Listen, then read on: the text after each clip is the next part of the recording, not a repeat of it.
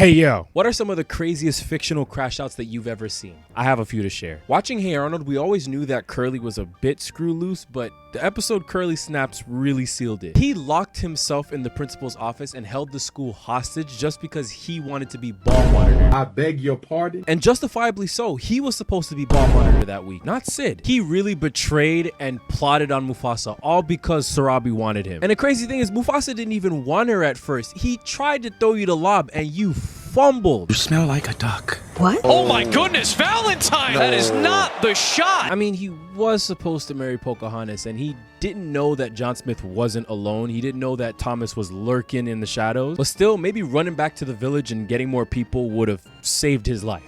Homie dead.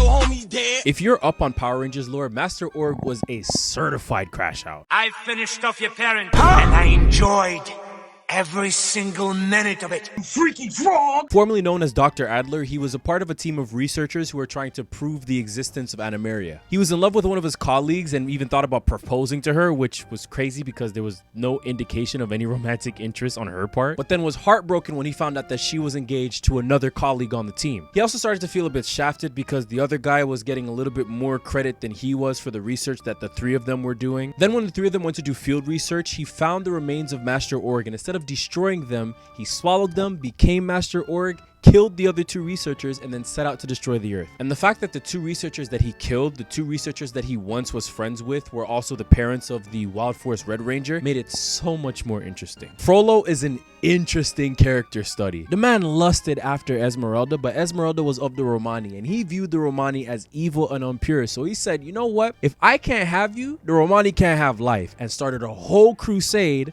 all in the name of God. The man burned down houses just because he wanted something he knew he couldn't have. To this day, since this movie dropped, nobody rocks with Star-Lord. Like, he really could have waited until they got the gauntlet off of Thanos to avenge Gamora. That literally would have saved everyone. But this guy pisses me off more than Peter Quill, because him buying into that Dungeons and Dragons Satanist propaganda is what costed the entire town of Hawkins. I was so pissed off when he broke the tape player, but I was so happy when he died.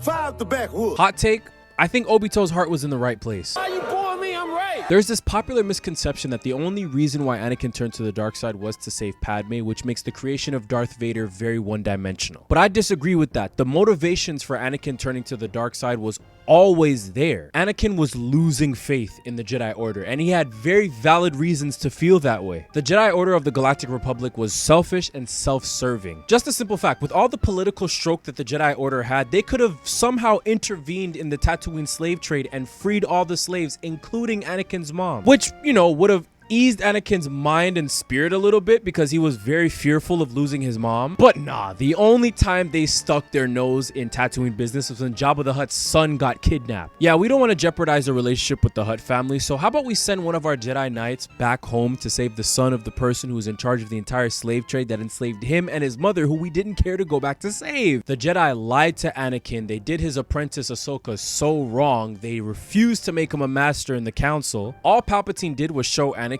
that the Jedi and the Sith are not all that different. And once he finally came to that realization, boom, he helped to usher in a space dictatorship. Wait. Genocide being your only resolve is diabolical.